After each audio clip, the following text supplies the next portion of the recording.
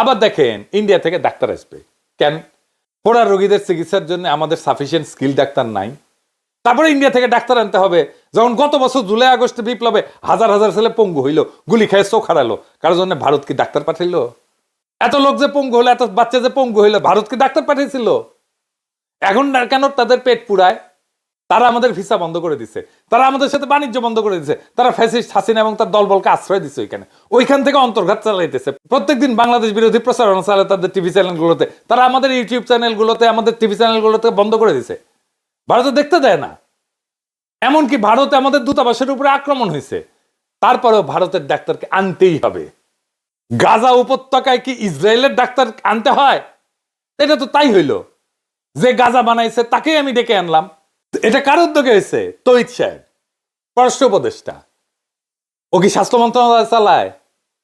সে বলছে এটা আমাদের করতে হবে, এই যে আন্তর্জাতিক সম্পর্ক কূটনীতির জন্য এটা গুরুত্বপূর্ণ। ওরে কে রিকমেন্ড করছে জানেন? বিএনপি। বিএনপির কোথায় উপদেষ্টা? এই তৌহিদ সাহেব শফিউর রহমানের মতো একজন দক্ষ কূটনীতিবিদকে প্রধান উপদেষ্টা বিশেষ সহকারী করতে দেয় না। করা হয়েছিল, তাকে কাজ করতে দেয় না, অফিস করতে দেয় না। কেন দেয় না তারে জিজ্ঞেস করেন। কচু খেতি তার বিরুদ্ধে ক্যাম্পেন চালাইলো না? কচু খেতি ক্যাম্পেন চালাইছে বিএনপি রিকমেন্ডেড তৌহিদ সাহেব, এবং এই তৌহিদ সাহেব ভারতের ডাক্তার আনার জন্য উতলা।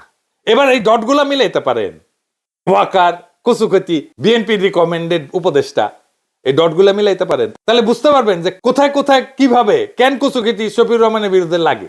কোনো ব্যাখ্যা পেয়েছেন? প্রধান উপদেষ্টা বিশেষ সহকারী করা হইলো, তাকে কেন অফিস করতে দেওয়া হইলো না? কোনো ব্যাখ্যা নাই। তৌহিদ সাহেব কেন ইন্ডিয়ান ডাক্তার আনতে চাচ্ছে? কারণ তৌহিদ সাহেব ইন্ডিয়াকে ঢোকার রাস্তা করে দিয়ে যাবে। তৌহিদ সাহেবের সাথে ডিপ স্টেটের এটাই আন্ডারস্ট্যান্ডিং, এর ভিত্তিতেই তৌহিদ সাহেব পররাষ্ট্র উপদেষ্টা হয়ে বসেছে এবং তাকে রিকমেন্ড করছে বিএনপি।